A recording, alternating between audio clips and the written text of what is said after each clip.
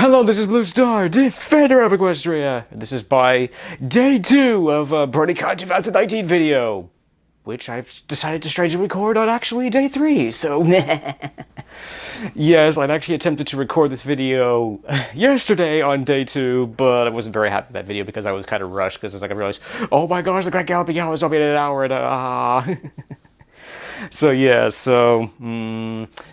I'm gonna start off with the Grand Galloping Gala, because first of all, the Grand Galloping Gala, as always, was awesome. It was cool. But for me personally, I was a little bummed out and disappointed in myself, because first of all, I attempted to record all the Grand Galloping Gala as I always do, and I bought lots of extra camera equipment and stuff, and made a few mistakes. I wasn't quite paying attention and stuff, so I could have done better. And for me, the big one was that towards the end, there was this group of people that were practically sitting underneath my microphone, and they were just talking constantly. And I really should have been assertive and said, that microphone is picking up everything that you're saying. Could you please be quiet or move or go somewhere else? I don't want to be rude, but yeah, when going through the footage, it's like, it goes from it's kind of there, you can't really hear it, to it's really there, so I'm very disappointed in myself, and I don't know how or if I'm going to be able to deal with that. But there is good news, though, that this was in the main hall, which has lots of cameras. There's actually minimum three separate cameras that they're running at all times, and their video will be way better than mine.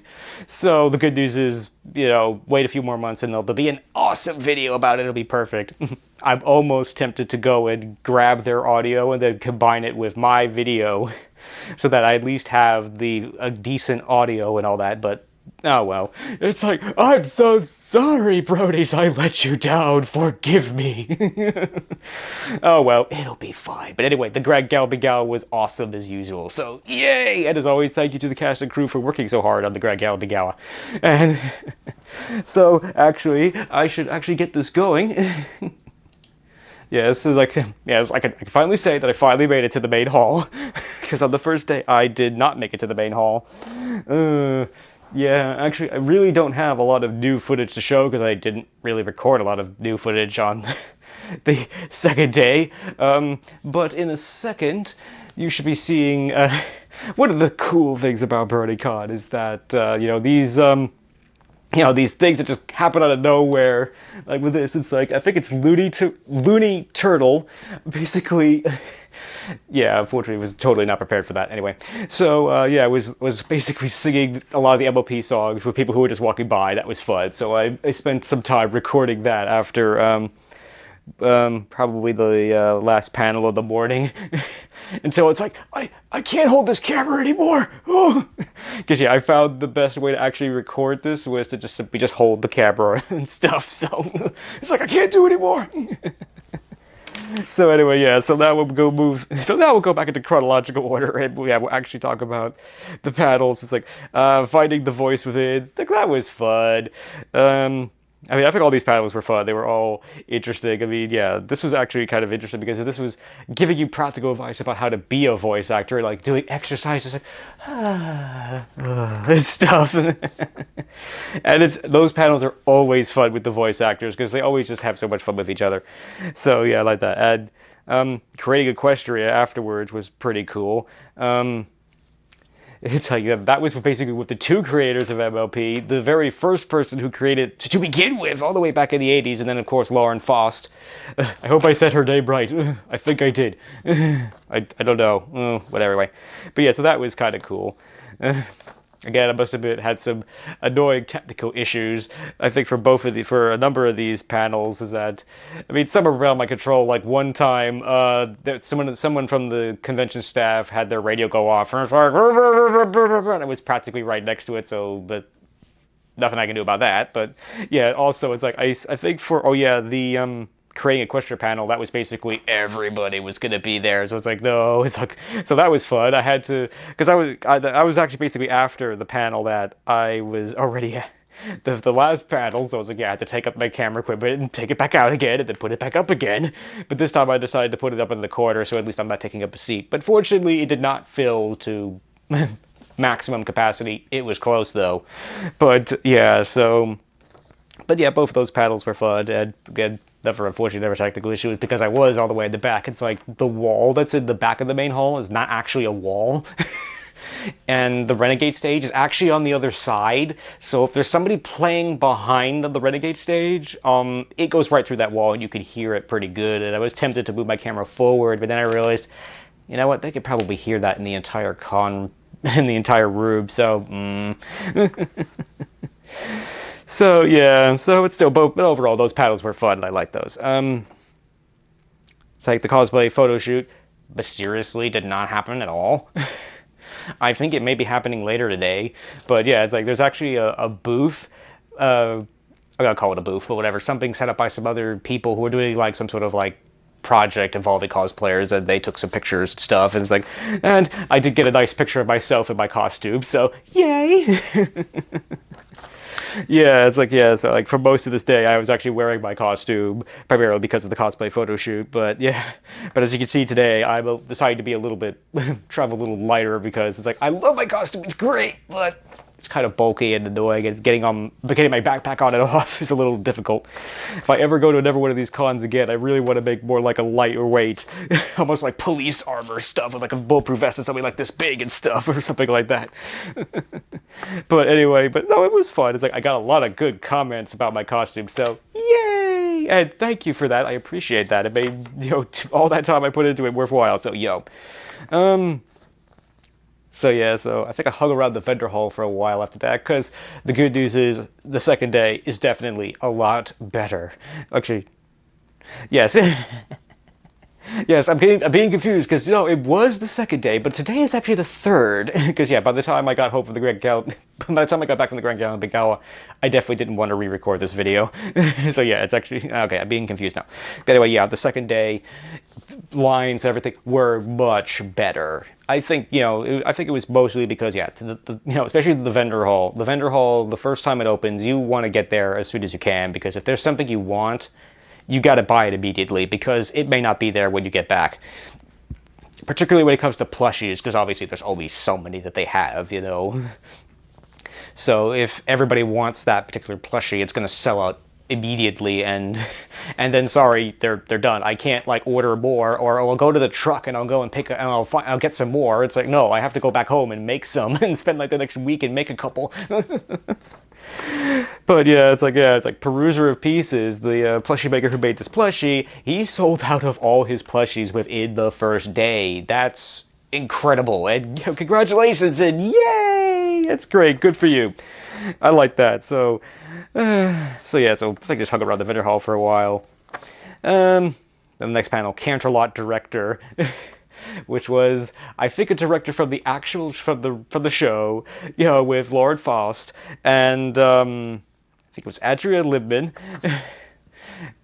And I don't know, I'm afraid I don't know the other person, but anyway, but that was fun. It's like, it was basically, oh, we're gonna give you an idea. It's like, there's no script, you have to make it up as we go along. That was fun. It kind of went off the rails a little bit at times, but otherwise that was fun, and I enjoyed that, so. Yeah, I did technically show up to the So You Want to Learn How to Dance at the Gala thing. I don't even know why I picked that, but it sounded like, oh, I might actually want to at least poke my head and learn where that is. It's like, yeah, Harmony Plaza is actually directly, you have to get through Harmony Plaza to get to the marketplace. So, yeah, so I basically, I looked at it for a little bit and then, oh, okay. It actually is ballroom dancing lessons, so. And, yeah, so then I'm good. Then I just hung around the vendor hall for a while, and then, yeah. Then eventually went back to my room for a bit, basically had some fun with my, you know, audio-visual components and stuff, and setting up for my rig for the Grand Galloping Gala, which for the most part was successful. I had one minor hiccup with my little remote control thing that I just bought, that I accidentally pushed the button for the off button on the camera, so,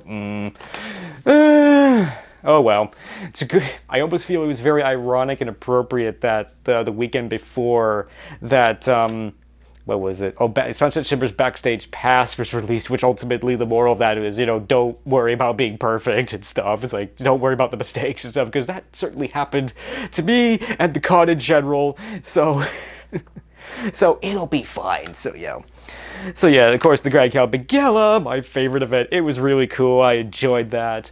I mean, the ending was, I thought, pretty cool. I mean, it was kind of a little ruined for me by the whole thing with the talking and all that stuff, but like, it is what it is, I guess. And I'll definitely be looking forward to the really nice version that'll come out from BronyCon, probably 6 months to maybe a year from now. But yeah, one cool thing that was that there was some guy that I've never before, and he just hanging around and talk to me and stuff, and you know, and which was kind of nice, which is cool.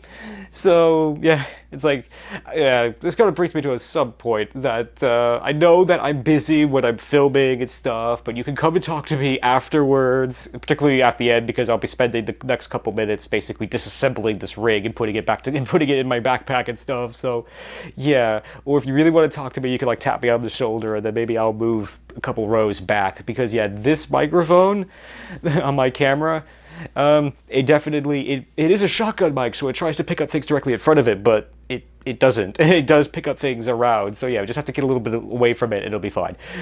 So yeah, basically, yeah, you can come and talk to me afterwards and stuff, so because yeah, I do feel bad that, yeah, I mean, obviously the point of these conventions is to meet people, have fun and stuff, but at the same time, parts of me also feel like, for me, my mission is to record as much stuff as I possible, or the things that I feel might be worth recording or stuff. And sometimes I fail with that, because yeah, sometimes I'll like, oh, I say I'm gonna go to this panel, and then I change my mind halfway through, and it's like, nah, I don't really want to go to this panel, or why did I pick that panel?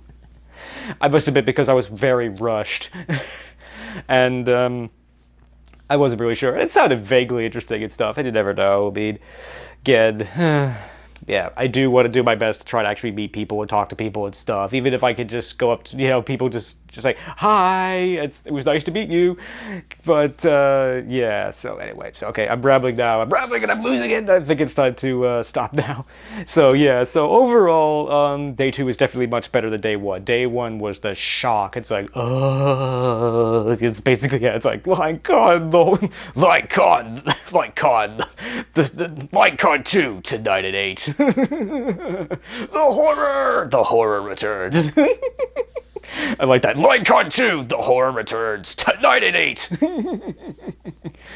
But anyway, yeah, but it is so great that so many people are here. It's like, yeah, I actually realized that on the badge, there's this number, I think it's in the right-hand corner, and it's like, mine, I think, is 10,618, and I'm realizing that that's probably, like, the badge number. So that means that there's at least 10,618 people here, and it's probably way more than that, so... And yeah, the other problem is that, yeah, that there's literally only half the space available, basically, I think in 2014, the last time there were 10,000 people here was, they basically had the whole convention center. Now they only have half of it. So, yeah, that's probably part of it. But again, the other was that, the opening ceremonies, the first day of the vendor hall, all that stuff was everyone was going to go to that. So if you didn't get there early and get in line, you probably weren't going to be able to get to that. Oh dear.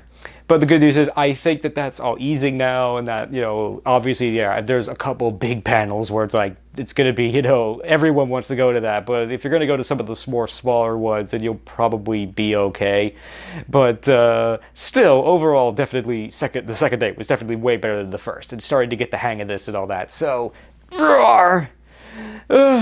And I've also been able to actually meet people and even just say hi to them and stuff. So, yay! So if you're here, I hope that you're enjoying BronyCon, that I get a chance to at least say hello to you. And one way or another, enjoy the rest of BronyCon 2019! Roar! So until next time, this is Blue Star. Stay strong and pony on. Blue Star out.